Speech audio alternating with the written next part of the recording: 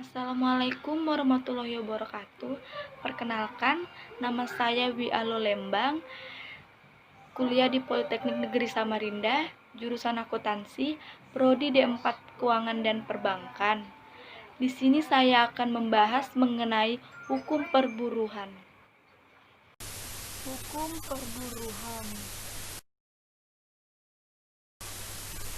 Hukum pemburuhan adalah seperangkat aturan dan norma yang baik tertulis maupun tidak tertulis yang mengatur pola hubungan industrial antara pemberi kerja atau pengusaha, perusahaan, atau badan hukum di satu sisi dan penerima kerja atau pekerja atau pemburu di sisi lainnya.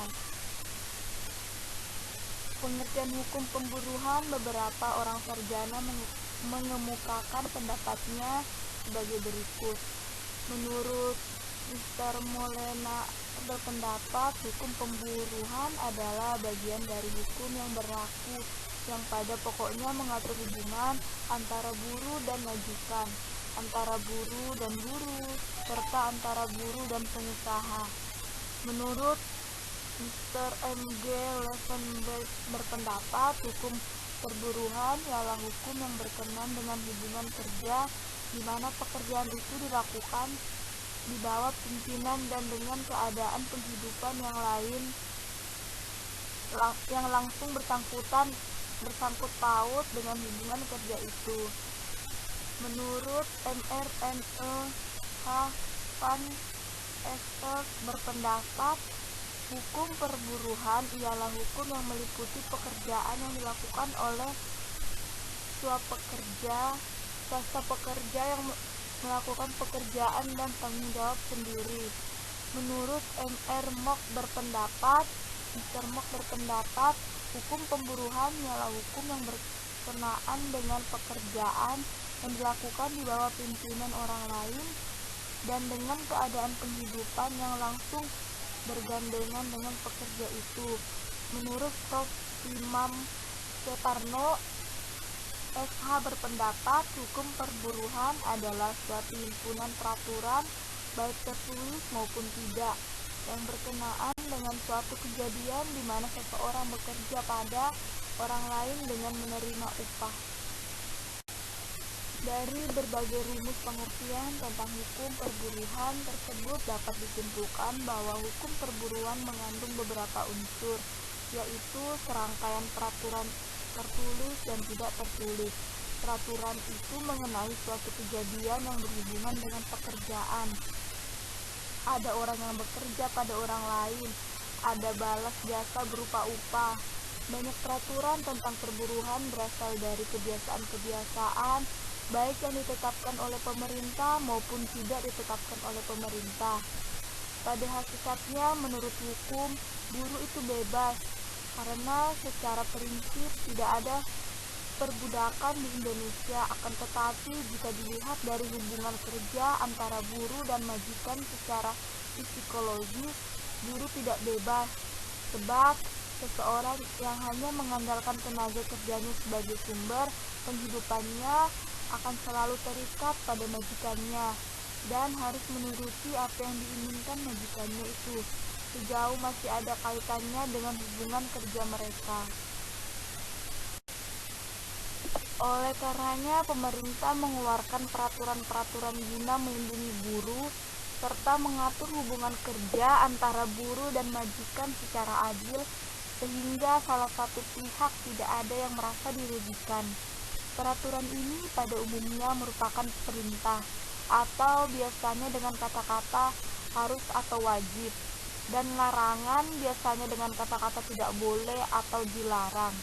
Peraturan-peraturan pemerintah yang dikeluarkan yang dimaksud tersebut misalnya yang pertama, peraturan tentang pemberhentian buruh bukan Eropa yang mewajibkan majikan dalam memutuskan hubungan kerja atas permintaan buruh memberi surat keterangan. Yang kedua, peraturan perburuhan di perusahaan berkebunan yang menentukan bahwa perjanjian kerja antara buruh dan majikan atau perusahaan harus dibuat tertulis. Yang terakhir, peraturan di perusahaan industri yang menentukan bahwa jumlah semua potongan upah tidak boleh melebihi 25% upah terakhir atau berupa uang. Hukum perburuhan terletak di antara hukum publik dan hukum privat. Dikatakan hukum privat karena mengatur hubungan antara dua individu atau pemberi kerja dan penerima kerja, dan dikatakan hukum publik karena negara melakukan campur tangan melalui hukum publik dan peningkatan aturan yang mengurus hubungan antara individu. Hukum perburuhan terbagi menjadi hukum pemburuan individu atau mengenai kontrak kerja dan hukum pemburuan kolektif atau mengenai serikat buruh, pemogokan, dan lain-lain. Hal-hal yang diurusi yaitu pembentukan dan pemutusan kontrak kerja, perlindungan orang yang dipekerjakan, hak mutlak dan kewajiban yang timbul dari pekerjaan, sistem tanggung jawab kedisiplinan dan material, pelaksanaan hubungan kerja, hak berserikat pekerja atau bagi para pekerja, dan bersosiasi pengusaha atau bagi para pengusaha, kesepakatan bersama, dan kontrol negara atas pelaksanaan hukum pemburuan. Perkembangannya pada zaman ekonomi liberal, hubungan buruh sewa dimasukkan ke dalam hubungan kontrak yang bersifat wajib dan berkembang menjadi rinci baku dalam hukum perdata. Pada abad ke-19, kaum pekerja semakin memberikan tekanan kepada negara hukum atau Britania Raya, Prancis, Jerman, maka diadopsilah hukum mengenai pemburuhan dan hubungan pemburuhan. Setelah Perang Dunia Pertama, hak-hak para buruh diatur oleh hukum, di mana perwakilan para buruh dan serikat dagang mengambil bagian. Pada awal abad ke-20, pihak-pihak yang memberi kontrak bebas menentukan pasal-pasal kontrak. Perbedaan yang besar dalam kekuasaan yang seringkali ada di antara pemberi kerja dan penerima kerja di dalam konteks industrial mengarah pada salah urus. Secara bertahap, kebebasan kontraktual dari pihak-pihak yang berkepentingan kemudian dibatasi oleh hukum. Pada tahun 1919, Organisasi Buruh Internasional didirikan. Setelah Perang Dunia Kedua, diaturlah perlindungan buruh dan keikutsertaannya dalam pengelolaan entitas ekonomi.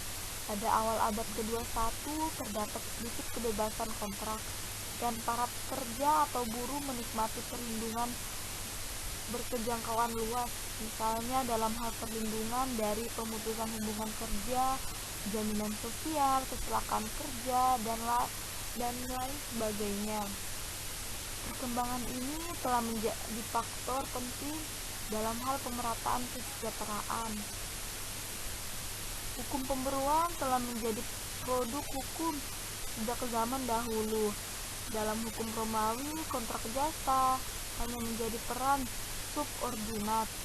Karena begitu luasnya perbudakan di Jerman zaman pertengahan, hubungan pekerjaan seringkali melibatkan urusan pribadi. Meskipun kerja berskala kecil di beberapa bagian di dunia telah hadir, pada kedua abad ke-18 dipandang sebagai permulaan sejarah perburuhan. Pada zaman itu, sebagian besar populasi Eropa berkembang menjadi kaum yang bergantungan pada para pekerja, dan pernyataan sosial muncul ke permukaan. Keluhan sosial industrialisasi pada abad ke-19 juga dipandang sebagai hasil dari otonomi pribadi, meskipun adanya ketidakseimbangan kekuasaan pihak-pihak yang menjalin kontrak. Perkembangan hak buruh dimulai di Inggris pada tahun 1833 dengan adanya hukum mengenai pabrik. Mereka membatasi masa kerja bagi anak-anak antara 9 sampai 13 tahun untuk bekerja maksimal selama 8 jam.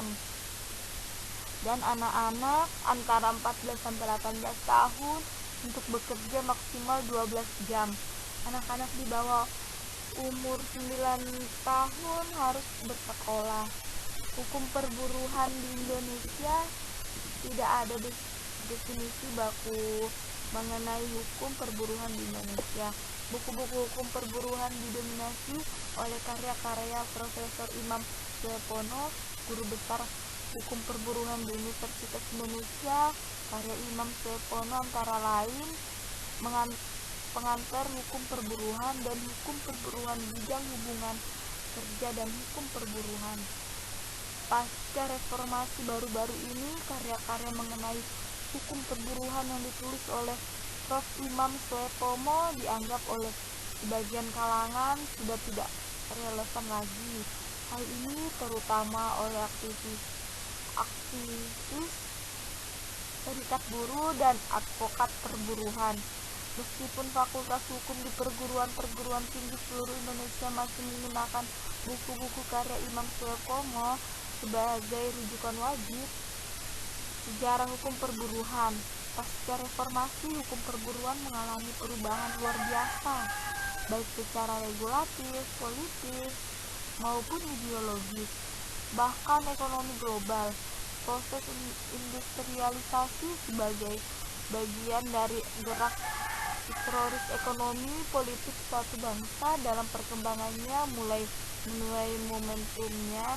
Hukum perburuhan setidaknya menjadi freedom konflik kepentingan antara pekerja dan pengusaha sekaligus. Sebagai peredam konflik, tentu ia tidak bisa diharapkan maksimal. Faktanya, berbagai hak normatif perburuhan yang mestinya tidak perlu lagi jadi perdebatan.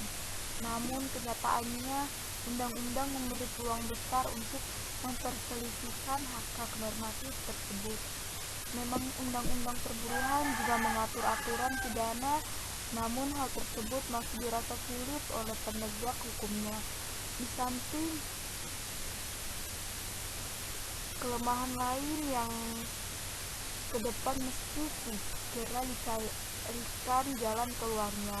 Masa Orde Baru yang dipimpin oleh Presiden Soeharto benar-benar membatasi gerak serikat buruh dan serikat pekerja. Saat itu organisasi buruh dibatasi hanya satu organisasi, Serikat Pekerja Seluruh Indonesia atau SPSI. Pola penyelesaian hubungan industrial pun dianggap tidak adil dan cenderung represif. Oknum militer saat itu misalnya terlibat langsung, bahkan diberikan wewenang untuk turut serta menjadi bagian dari pola penyelesaian hubungan industrial.